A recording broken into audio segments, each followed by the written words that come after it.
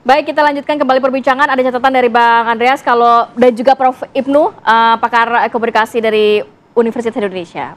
Kalau berbicara mengenai ternyata kalau dari kementerian ini memang kebanyakan yang bekerja eselon yang tadi dikatakan, kemudian juga ada deputi, ada dirjen dan lain sebagainya. Nah, kemudian terus wamennya gimana gitu itu ya? Dia. Oke, baik. Silakan, Pak Hamdan. Jadi kan pertanyaan ini seberapa efektif kan? Ya. Itu inti dari pertanyaan. Nah, kita bisa lihat saja praktis. Misalnya di Kementerian Luar Negeri. Ketika ada kunjungan Pak Prabowo ke luar negeri, tentu yang mendampingi siapa? Bapak Menlu, Bapak Sugiono. Lalu kemudian apa yang dilakukan oleh Wamenlunya?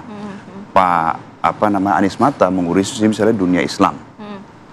Lalu kemudian dua wamen lainnya seperti Pak Armananta Nasir, kemudian Pak Hafaz yang memang berasal dari Kemenlu sejak awal, beliau bisa terus melaksanakan transformasi ataupun target-target yang sudah diberikan oleh Bapak Menlu. Nah, yang terpenting adalah kesepahaman dan kesatuvisian. Untuk itulah seperti yang disampaikan oleh Bapak Andre, diadakan namanya Hambalang dan Magelang Retreat.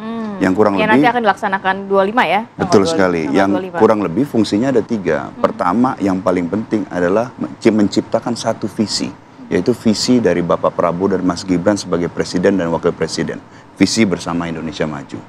Jadi seluruh menteri dan seluruh wamen, seluruh kepala badan itu mempunyai satu visi presiden dan wakil presiden. Lalu kedua yang tidak kalah penting adalah intellectual enrichment, di mana didatangkanlah pakar-pakar internasional, John Mersmayer, ahli geopolitik, Ray Dalio, investor legendaris. Lalu ketiga yang tidak kalah penting adalah seperti yang Bapak Andre sampaikan, team building, menciptakan chemistry. Karena ultimately teamwork makes the dream work. Tanggapannya mungkin Prof. Ibnu, tadi sudah disebutkan bahwa memang Pak Prabowo ini siap sekali begitu ya untuk memimpin 5 tahun ke depan, termasuk adanya Hambalang Retreat itu sudah membangun dan juga membekali para menterinya dan juga wakil menteri gitu ya. Ini seperti apa Prof. Ibnu melihatnya? Kesiapan bekerja di sebuah lembaga publik itu ada di birokrasi. Kalau birokrasinya siap, luar biasa. Birokrasi itu bekerja dengan yang namanya RKAK, Rencana Anggaran dan Kegiatan, keuangan di dalamnya. Yang harus dilakukan oleh pemerintahan baru ini, karena melanjutkan memeriksa RKKL yang sudah ada di kementerian masing-masing ini, apakah sudah sejalan dengan visi misinya Pak Prabowo. Kalau belum, segera dikoreksi. Kebetulan Menteri Keuangannya masih yang Sri Mulyani kan, enak jadinya. Dirjen Anggarannya masih kan. Jadi kalau visinya hebat Pak Prabowo, RKKL-nya masih gitu-gitu aja, niscaya tidak akan tercapai. Tapi harus ada koreksi ya? Menyesuaikan gitu, penyesuaian. Misalnya ini mana yang mempunyai daya ungkit terhadap pencapaian visi misinya Pak Prabowo, itu harus diperiksa itunya tuh, RKAKL-nya itu loh, di masing-masing kementerian yang sekarang pisah, yang dannya tadi hilang itu. Misalnya di Deputi atau di Dirjen Kebudayaan dulu jadi Menteri Kebudayaan, sekarang Menteri Pendidikan dulu, sekarang berpisah, itu diperiksa tuh RKAKL-nya itu. Kalau sejalan dengan program, lanjutkan. Kalau belum sejalan, dikoreksi. Apa poin dari Prof. Ibnu terkait program besar dari Pak Prabowo bisa diturunkan ke menteri, wakil menteri, dan jajaran bawahnya? Misalnya, bicara mengenai Indonesia Emas ya. 2045 kan, Indonesia Emas. Dibayangkan ya, Indonesia Emas itu diperlukan SDM-nya pintar dan sehat. Berarti program pendidikan dan kesehatan itu menjadi penting di situ kan. Jadi, kita tahu ya, misalnya di pendidikan saya pernah bekerja di sana, 2011-2014 setiap tahun siswa kita itu 35 juta orang. Periksa sekarang 50 juta orang setiap tahun Bang Andre. Sekolah anak didik kita itu.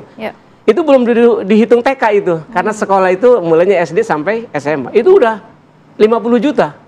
Bagaimana mencerdaskan dan menggizikan tadi 50 juta orang tiap tahun, yang saya harapkan benar-benar Badan Gizi ini punya kontribusi kuat bagi pencapaian Indonesia Emas. Jadi gizinya tadi programnya dijalankan, tapi ada juga efek positifnya begitu ya terhadap pertumbuhan baik SDM anak-anak kita di Indonesia gitu ya? Iya, Badan Gizi yang disebut Bang Andre, kita harapkan di satu sisi kesehatan peserta didik kita makin sehat. Lalu intelektualitasnya naik, karena gizi itu kontribusinya pada 2 hal itu penting sekali. Ingin menambahi, Bang Andre? Ya, jadi tentu sekali lagi kita memahami masukan dari Prof ya, dan ini insya Allah dipersiapkan dengan matang.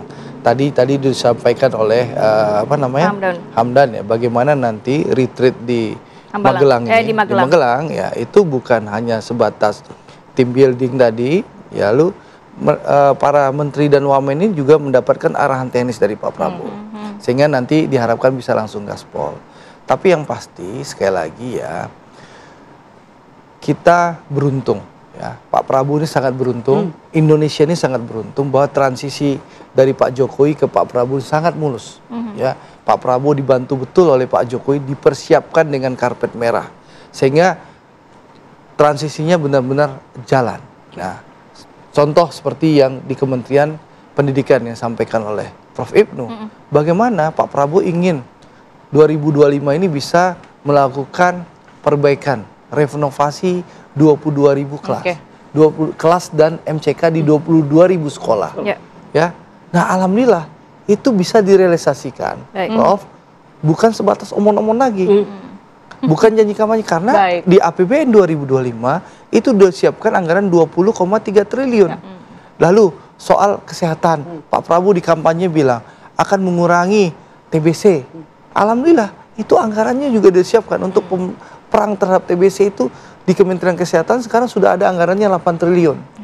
Nah, lalu untuk meningkatkan kualitas rumah sakit pun sudah ada. Jadi insya Allah mohon doanya, mohon dukungan seluruh rakyat Indonesia bahwa Pak Prabowo dan Mas Gibran insya Allah akan bergerak cepat agar bisa harapan dan ekspektasi rakyat bisa diwujudkan. Kita ke Bang Andreas ya, terakhir tanggapannya Bang Andreas.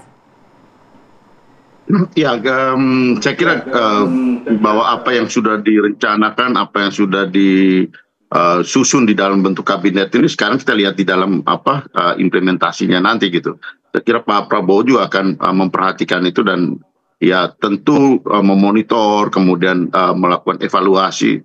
Dan kita lihat di dalam katakanlah 100 hari ke depan bagaimana pelaksanaan daripada semua apa yang dipikirkan, apa yang sudah dibicarakan itu di dalam kerja dari kabinet ini gitu. Biasanya rakyat menantikan itu gitu. Dan ya kami di DPR tentu kami akan memberikan dukungan dengan ya memberikan pandangan-pandangan kritis terhadap apa yang akan dilakukan oleh pemerintah ke depan, dan itu yang paling baik itu di dalam proses pelaksanaan pemerintahan itu. Itu yang ditunggu-tunggu kalimat dukungan katanya kata Bang Andre. Baik, terima kasih banyak Bang Andreas. Terima kasih Bang Andreas. Prof. Ibnu, Pak Hamdan dan juga Bang Andre sudah hadir pada pagi hari ini. Kita nantikan semoga dengan walaupun kabinet gemoy begitu ya, tapi bisa menjalankan efektif menjalankan program-program besar dari Pak Prabowo Subianto. Terima kasih banyak Bapak-bapak.